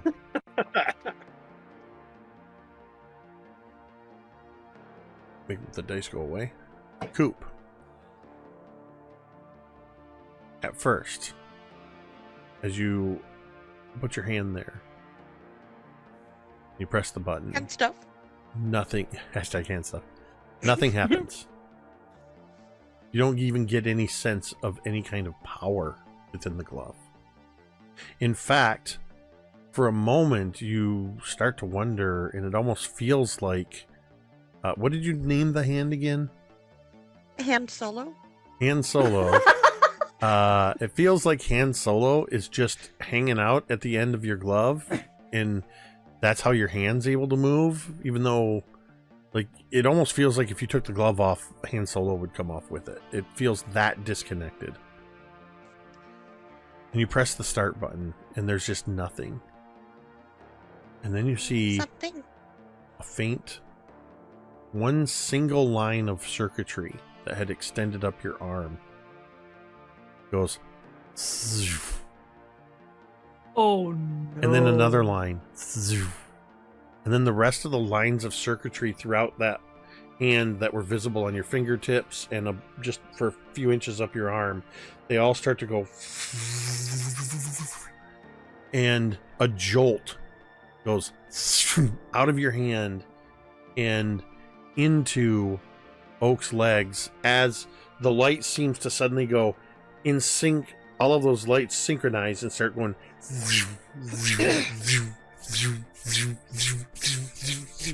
and then, and with each pulse, Oak, the pins and needles increase, and then you go through that moment of like when your legs fall asleep and they suddenly feel like they weigh a ton, and you become super aware of them, and a moment later your toes are wiggling. Your feet, you can move around. Your legs are moving, and you can move. Oak like hugs Coop, so like there's this like bum rush of, oh my god, it worked! It actually worked! Oh! Coop, holy shit! You're the MVP, man! I'll be honest, I didn't think anything was gonna happen. Dr. Coop, MD. I'm so proud of you. Like Doogie. So, Coop, what a stud so move, like, dude. some of your powers work? Well, technically it's not a power. It's the glove. It's a power glove.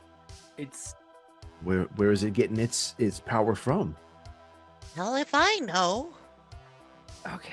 You know what I'm gonna do? And Rosie is feeling awful brave because of the cider. Like, I know what I'm gonna do. And I'm gonna I'm gonna hit my hand hard on the edge of the table and just like see if it like bruises. Bro, you up could have or just cut doesn't. yourself a little.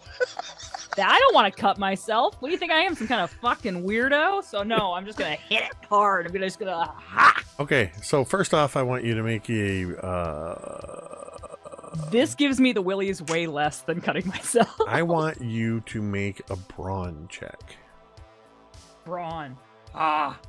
Ooh, that's pretty good. Okay, here we go. Brawn. In hindsight, cutting yourself might not have been great either because this place is full of tetanus. Yeah, I would have lost a hand for sure. So I exploded one time for a total of 16, but then I add some bonuses for a total of 20. Okay, so you're definitely gonna break something. Great. I need you to roll a D100. Amazing. Just gonna go ahead and check that. Oops, someone got injured. Bingo square. 52. 52. 55. That probably means everything's fine. Right. A close roll went well last time. So, Rosie, this is your deal. You definitely break something. You have full narrative control. Okay. Of the scene. Okay. And I will tell you with that roll, that you do very quickly heal from it as well. So you have narrative control of this scene. So I imagine Rosie is just like, okay, that's it. I gotta know. And she just like karate chops like the edge of what looks like a very thick, very heavy table. And you guys hear the table, which is huge and heavy, go as it creaks a little bit, like scooches on the floor. And Rosie goes, and as she like pulls it back, you can see that like the edge like of her hand, there's like, it's like a bump, an unnatural bump in it where she has broken her fourth metatarsal carpal. And she just like, shit, and then she's like just looking at it, and then like in the fire she's kind of like turning it, and then it just sort of goes away, and it's like, okay, good, well, I'm glad that worked out. Are you okay? Yeah, Fuck. mine work. How about that? So we do have our powers. Jess, phase through something. Go walk through that wall, or put your hand through the floor. I mean, less hard than I did, you know. Yeah, Jess is gonna again try and phase her hand through the table.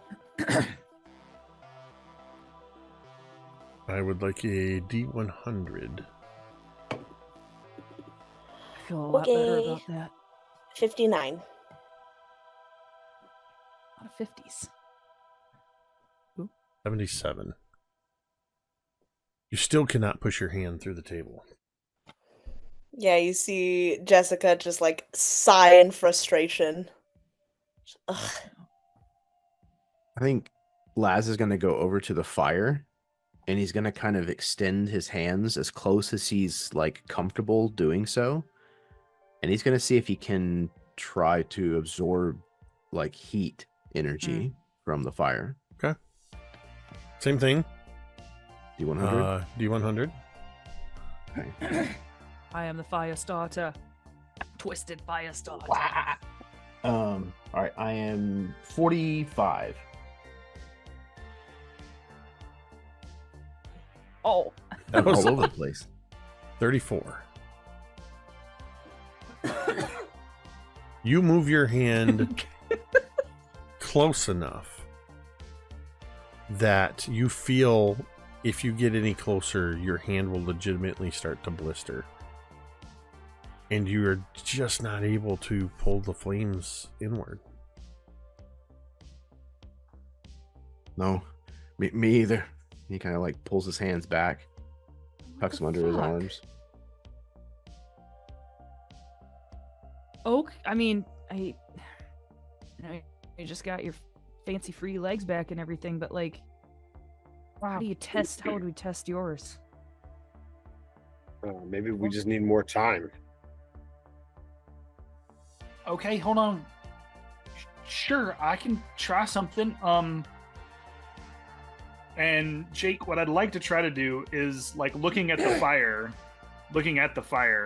I want to try to just stop the fire's movement, not like put it out, but like if it's crackling, it's moving, I want to freeze it in time in a frame. That's cool. Where it's at, right? So I'm exhausted, but good answer. Good answer. Survey says D100. Freezing the flame in place, survey says. We surveyed 100 dice. And no, the fire keeps moving, you fucking loser. okay, so that's gonna be, I believe, 91. Yep, 91. I had to read it. 24. Jesus. You feel zero connection to time. Yep. Nope. So wait a minute, Coop. You said you couldn't like talk to anybody through their brain, right? Well, I couldn't before. I was trying to. Okay. Try again. Try again. Try again, bud. Think of a number, and I'll put it like I think of it and like blast it towards me, and I'll tell you what it is. Coop's gonna think of a number and blast it towards Rosie. 69. D100 roll. Shit. Don't get it. I don't get it. What's that mean? I didn't get it when Bill and Ted did it. I don't get it now. 32. 88. Great year. Ironically, 88 would have been a great number for the person trying to travel through time. Still, Coop looks like he's trying to fart. Billy, tell me you can use yours. Well, I don't. Never mind. I'm not sure I want you to try. I don't feel comfortable testing them. If I were to do that, I'd go outside. Shit. Well, I mean, I like being unbreakable and everything, but I don't like being the only one. Why? Well, it's okay. We just got here. Maybe it takes some time. Like we did a lot. Like your legs, like it started to come back on its own, right? Took a lot. Yeah, it took a lot out of us. So it might take some time for that to happen. But Right. at least we know because of you and because of Coop that like powers do work in some way, shape, or form. Something is tied to here, and if the legend is true, we know that she's out there. So that's something. I don't know. I almost forgot. And Coop will take the ley line specs out of his non-existent blazer pocket and hand them to Rosie. Okay. Why can't you just put them on? Because the windows are really tall and I'm a little man. And Rosie like genuinely laughs and she's like, okay. She like climbs up and then she like puts them on and looks out a window.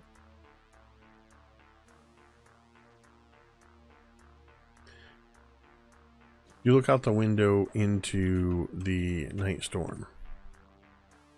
You see a few shielded lanterns marking some of the buildings. You're also looking through a rain-streaked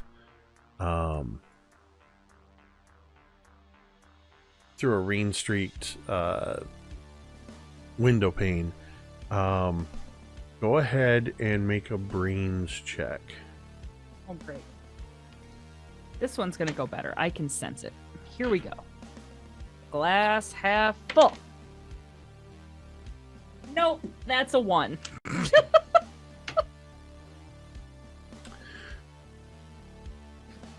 Rosie, Dice are on fire today. Hashtag power of positive thinking.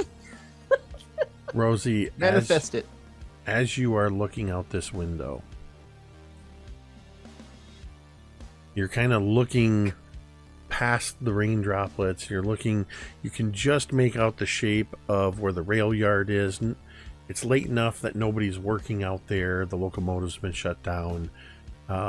There's a big hulking shape of a flatbed rail car that's been loaded up with lumber. Again, you see some of those lanterns swing in the distance, and then suddenly there's a flash of lightning, and in that flash, suddenly, inches from your face on the other side of the pane of glass, you see a translucent apparition of a woman with hollow eyes looking right at you. And she looks remarkably like Jessica. I think you all have never heard. You've heard Rosie say like, "Oh fuck!" Like you've heard like all that. You have never heard Rosie scream like a girl. She screams like a little girl, and she like scrambles away from the window and like throws the glasses, kind of like just like chucks them off her face, and like scrambles back and like is like pointing at the window. It's like she's there. It's fucking Jessica. It's Wetsica. It's one of them. And she's just like panicking. Behind the bar, the door to Josie's room suddenly flies open. Josie comes in wearing red flannel underwear like you'd expect to see the lumberjacks wearing. And in her hands, she's holding a shotgun. As she comes into the room, almost looking like a modern day military person, the way she moves through. Like this woman knows how to hold this weapon. Dude. And she Rosie immediately sees goes, what she wants "What is to it? be when she What is goes it? up. Where is it?" That bitch is on the porch. Fucking, she's out there. I saw her. She was right here in my face. Get away from the window It's the Wetsica. now. I do. Get back. And All I of you, stay there. Scramble back to my friends. And she moves forward and she undoes the lock to the door. She reaches down. She's got one hand holding. You see the gun shaking a little bit as she holds it one-handed, and she reaches down and unlatches the door. Brings her hand up to steady it. Suddenly the door flies open, smashing against the wall, knocking a lantern, just breaking it. It actually extinguishes the flame before it doesn't cause the whole thing to set on fire. As she's suddenly standing there like this, and she's got the shotgun pointed out, and as she's looking out, we see nothing in front of the tavern. She turns and looks back at you, and she goes, "What did you see?" And Rosie, oh no. Rosie glances over at Jessica, who I'm sure looks equally alarmed as everybody else, but I don't know. I guess it was nothing. You look back at Josie, and past Josie, about 20 feet out into sort of toward where the rail yard is, you can see the form of Wetsica. And she looks through that gap past where Josie is looking around, not able to see, and Wetsica goes, Nope. and is pointing towards the lighthouse. There's suddenly a flash of lightning and thunder, and as the lightning washes out the scene and the thunder reverberates, we see the dark forest somewhere else on South Manitou Island. Another jagged bolt of lightning tears the sky in two, striking the ground with a blinding flash that turns night into day. The thunderclap is immediate, shaking the earth and silencing the steady drum of rain. When the light fades, the storm hangs heavy and still, as if the island itself is stunned. Smoke rises from a smoldering patch of earth near the cliffs, blackened and raw. Lying at the center of the charred ground is a figure, motionless and prone. Their body curled awkwardly as if cast there by the hand of the storm itself. Their clothes are tattered, clinging to them in the rain, and their face is slack and pale against the darkened ground. The only sound now is the hiss of steam rising from the scorched earth and the faint crackle of residual energy, like the storm refuses to let them go. For a moment, they seem impossibly still. Then a shallow rise and fall of their chest. Barely there, but unmistakable. Breaks the unnatural silence. Another series of lightning flashes illuminates the night sky. We see the face of Claire Spicer. Oh. And that is where we're going to end our premiere episode. Tamiko, Air 5, good job, bud. I like that you're all in there throwing out Rita Repulsa. We all had our guesses. Sorry. It's like that just reminded me of the opening shot of Power Rangers with the smoldering crater and such. Wow. Fuck. Well, that's off-putting. You guys are a long ways from paradise. Classic white kids in a horror movie. We are going to the place where the ghost pointed at, I'm sure. That's our next destination. Let's go check it out and split up. I think we have to check on Claire and then go to the tower. We don't know the Claire's there. You guys don't know anything about Claire's this. There. Yeah, this is on somewhere else. Unless Billy knows somehow. I thought you were saying we saw it. My apologies. No, sorry. No, there was a transitional statement that when that blast of lightning happened, in which Rosie was seeing Wetsica, as it faded, we are elsewhere on the island. We were gifted we're a seeing denouement. This is a third-person view, sort of the final shot of the episode. I must have missed. I must have not heard that sentence. Not me flipping frantically through the notes because I 150% forgot Claire Spicer's name. Come on! I didn't, I because I played created Claire Spicer with you guys. I know. I was like, the lightning girl. I might have a certain attachment. So you did remember. She is a combination of two real-life people. Yep. Yeah, it was funny too. I made this comment that when you came up with the names of two of your, because I had everybody create NPCs, and you Carrie had given me two characters, Claire Spicer and Katie McCauley. And it's funny because I work with a woman named Claire McCauley. Yeah. So it was just funny that you threw those two names out there. Who'd have thought? Anyway, Holy you didn't shit. think you guys were going to mysteriously show up on an island at a logging camp and not have weird stuff happening right off That the bat. was an eventful season premiere. So yeah, it was dense. I am getting Wild better. ride. I am getting better at playing my cards closer to the chest and not trying to push you towards things. Because there's times where I want to tell you guys what's happening, and I'm like, no, let them figure it out. Like, I don't want to. I'm not like You just couldn't help yourself on Wetsica though, could you? no. What I mean is there's about things that are happening mechanically. So I'm trying to let you guys figure out, because I really want this as much as possible. I want you guys to be less reactionary to the story, if that makes sense. I want you to have a lot more say. That, I mean, you've always had some degree of agency to determine where you go and what leads you pursue, but I want you to drive this story more so than at any other point. So I'm presenting you with various things and leaving it up to you to decide.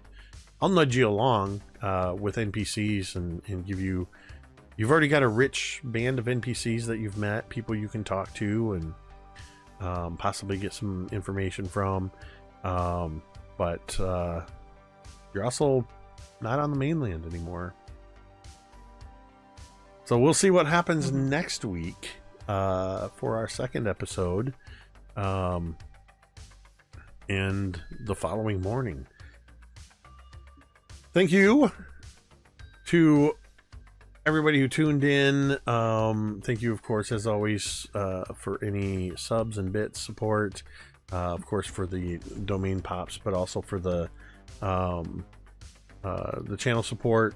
Thank you to everybody hanging out in the chat, and I think I saw a couple of new chatters in there. I always like seeing. I can't keep up with the chat because, of course, I'm running a game, but I like seeing. I like seeing what's happening. Seeing that there's conversations happening and stuff like that. And if you're somebody that likes to lurk quietly in the background, we hope you enjoy our presentation, or if you're watching later on the VOD, that you like these games, and maybe you'll join us live sometime. And of course, I have to say, it was hard being apart for 2 months, but it gave me lots of time to think.